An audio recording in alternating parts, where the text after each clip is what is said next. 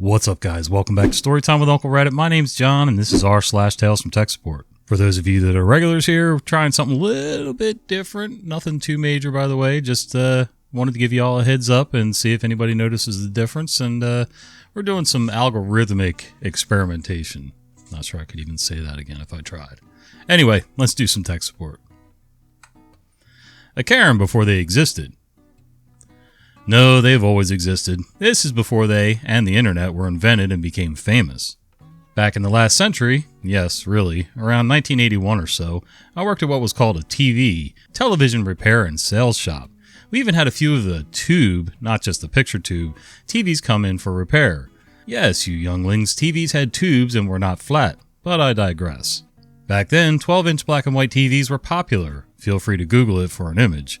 I'm too lazy to link one. They were small and often had a white case with a carry handle. They were popular because they were relatively inexpensive, lightweight, and easily moved from room to room. They had a particular following with older folks and people in prison. Prison because most had a headphone jack and met the requirements. This story is about one owned by an older person. So I'm working the repair desk and also covering the front counter one day. I'm out back and I hear the door chime go off indicating one of our customers coming in. I get up from whatever repair I'm working on and go out to assist them. As I make my turn into the showroom area, I'm hit by a tidal wave of cigarette smoke. I don't smoke. The owners and all the employees at the time didn't smoke. We didn't allow smoking in the store. I already knew this would be fun. I made the turn into the front, and the customer, an older woman, was carrying her TV, the aforementioned 12-inch black and white. But there was no one smoking out there. I was confused until my eyes focused on the TV. It was a variety that had the normal size and shape, but had a very dark brown, almost black case. I had never seen or smelled such a thing. I realized this poor TV had lived its life in a very unhealthy environment, and now we had to provide care. She gave us the symptoms, argued about the repair deposit, and took a repair slip and receipt. The receipt had the serial number, which will become important later. Immediately after she left, I bagged the TV, which kind of stuck to my hand when I picked it up, in a plastic bag, sealed it, and set it aside. About 45 minutes later, the store owner came back from a service call. When he came in, he could still smell the smoke and asked. I just pointed to the bagged TV. The next day I took it outside, armed with a few rolls of paper towels and some 409 and went to work. Came back in for another roll of paper towels and finished cleaning the outside. Brought it in, fixed the issues she brought it in for, all caused by a smoke residue, bagged it again and called to let her know it was ready to be picked up. My boss decided to charge her the minimum just to get it out quickly. That was a mistake. She came in the next day. I brought the TV out and it was like lighting a fuse. It started slow, built up, and then exploded. First there was the argument that it was not her TV. It looked different, wasn't the right size, was too bright when we plugged it in to show her it was fixed, because we scraped years of nicotine off the screen, etc. The owner came out and talked to her and told her we were only charging the minimum, which caused her to go off and say that was because we lost her TV. The volume and arguments built for a few minutes until we pointed out the serial number. We showed her that the TV and her slip had the same serial number, at which point she said she would take it and said she would come back and pay tomorrow. My boss said that's fine. We both think she thought she was getting a newer, better TV, so just went with it. On a surprise note, she actually did come back and pay the next day. We spent more on paper towels and cleaning supplies than any other device in my 18 years there, and it may still yet cause my cancer, but we all survived and that's what was important. As someone who grew up in a house full of smokers, I can honestly say that none of our stuff ever got that bad. I'm not saying, there wasn't occasional spots, in the room where there might have been a little bit of nicotine buildup, but overall, it really wasn't like what some of these stories describe. It's just amazing to me. Now, I had parents that cleaned pretty regularly, so, it wasn't that big a deal. We kept things clean. The only other thing I would say is maybe in their cars a little bit, but, yeah, it's still pretty nasty dealing with that. I got into a work truck once when I worked for a cabinet company. The guy was out sick, and I went to get into his truck to drive it to the job site, and I couldn't even stand to touch the steering wheel. Everything was sticky with tar and nicotine. I told the boss, I said, I'm not taking this truck anywhere until I get about an hour. I'd owe an hour and a half to clean things out. And even after doing all that, it stunk, and it was just nasty. I do remember the days of those little portable televisions. They were pretty cool, man. Always had my needle nose pliers for the knob that my mom took because she thought that then I couldn't control the TV if she took it off. And the ubiquitous coat hanger TV antenna because the other antenna usually broke off because we were pretty careless with it, as the kids were anyway. Supporting a tech support phone system changeover. So there's a project in our corporation to change over from old helpline phone system to new helpline phone system. There's user acceptance testing going on right now for the new helpline phone system. One of the helplines has different people, John, Mary, Bob, etc. Not their real names. John and Mary are doing the testing. In order to get the test environment, there's a spoof phone number we use. You call into the spoofing phone number, then provide the number you want it to call, which will route it to test environment for a new helpline phone system. Mary was testing the number that should have gotten John. Instead, she got Bob. Bob isn't involved in the testing. He isn't even supposed to be set up in new helpline phone system yet because we're just testing. Bob, for his part, was the old helpline phone system. Still, it seemed very impressive that the spoofing for the test environment was so good it could mimic Bob. It turned out that Mary had called out from inside the new helpline phone system, which does go live, doesn't spoof, because she missed a step, but it gave everyone a WTF moment. I have no idea what any of that meant. I understand the testing environment and the old phone system and the new phone system, but I don't understand how the two connect in this story. So maybe some of you guys could fill me in down below. Developers versus electromagnetism. More years ago than I care to recall, I had an issue with developers' machine in a building across town from where I worked. Random BSODs, blue screen of death, of different types I'd never seen before and certainly never together. First step, remote OS rebuild. Was fine for a day or two and then the issue returned. The dev was rather snippy because they had to reinstall all their tools in SW again for nothing, which to be fair I sympathized with, but it was the obvious first option to try. Second step, I dispatched our hardware guy to check things out and swap in a new computer if necessary, and to make his life easier asked the dev to make sure the desk around the PC was clear, which he duly did, even swapping in a new motherboard just in case, and then less than a week later the problem returned. Third step, our hardware guy and I had a chat, scratched our heads and declared that the dev's computer was obviously cursed. He headed up with a replacement computer and I called the now seething dev to let them know that it was inbound and to clear their desk. Guess what? 4 days later, it started randomly blue screening again. The dev was obviously livid at this point, threatening to escalate over all the missed productive time, etc.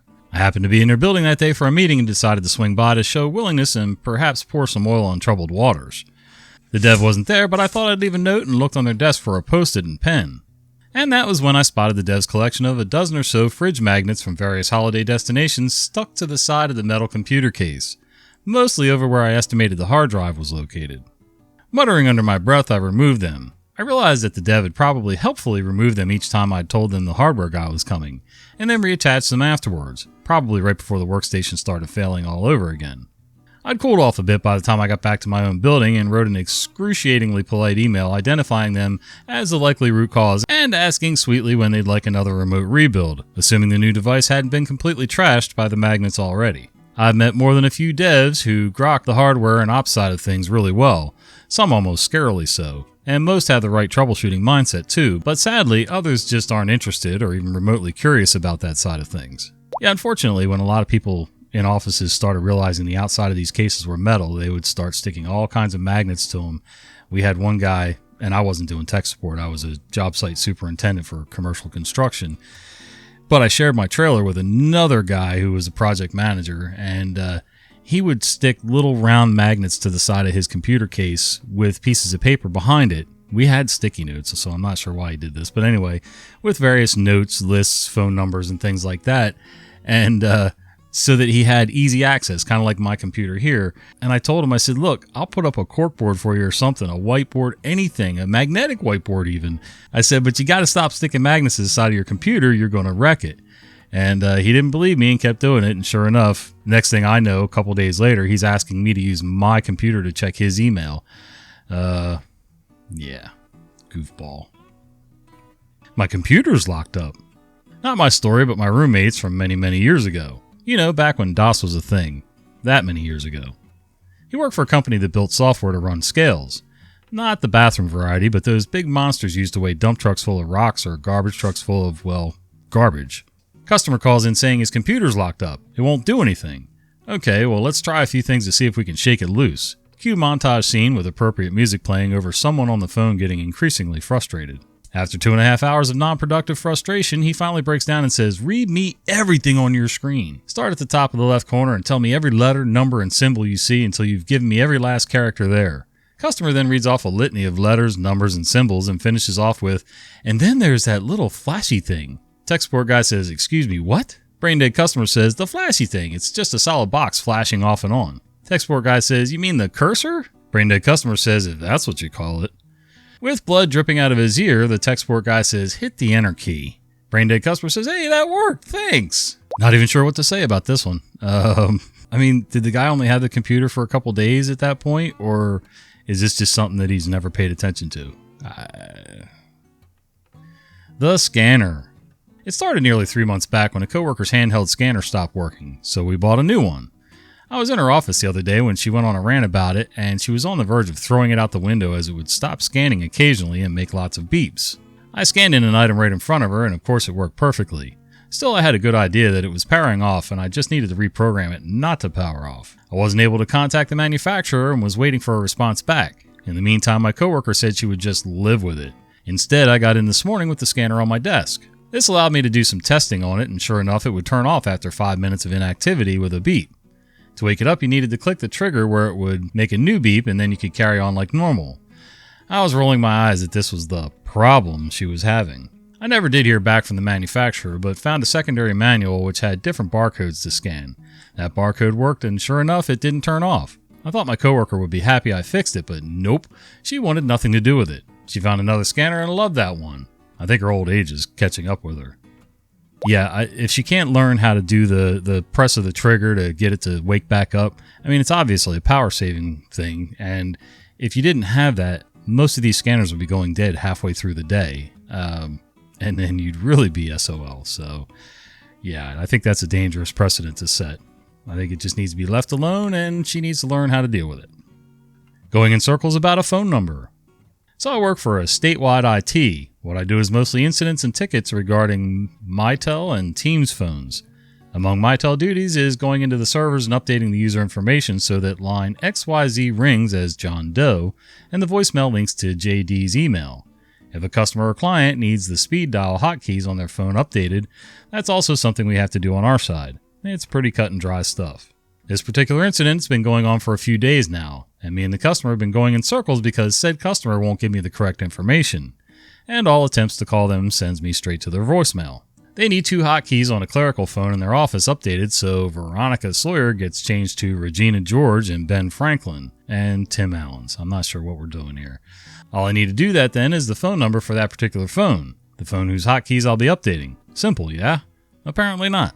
Customer, who took 2 days to even give me any information at all, gives me the phone numbers for Regina and Tim. Doesn't give me the number for the phone I need to update. I think, well, it looks like their own individual phones are set up and labeled correctly in the system. No changes needed to be done there.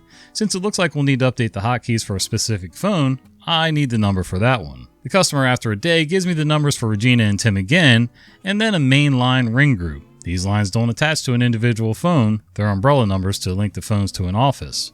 And there could be from 1 to 2 to a dozen numbers underneath it. I say, looks like that's a main line number. What 7-digit extension is the phone we're updating using? The customer ghosts me for 2 days, ignores my calls, and then escalates things by making an incident ticket.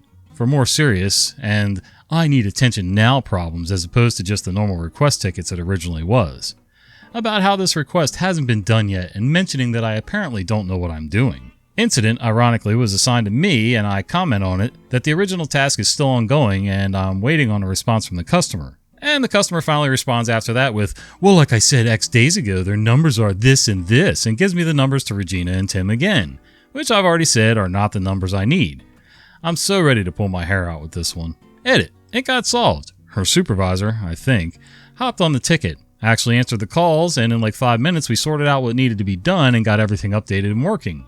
Turned out it was her, the one who made the ticket, own phone that needed to be updated. Every company, every office, I don't care where it is going to have at least one person who, and I'm pretty sure it's intentional, who like to make things extremely complicated and difficult for just the sake of doing it.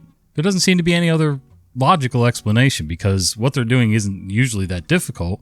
What's the phone number of the phone we're updating? Is it your phone? Oh, what's your phone number? You know, things like that. It's just not that hard of a question. All right, guys, as usual, thanks for sharing a little bit of your day with me today. And until the next one, we'll see you.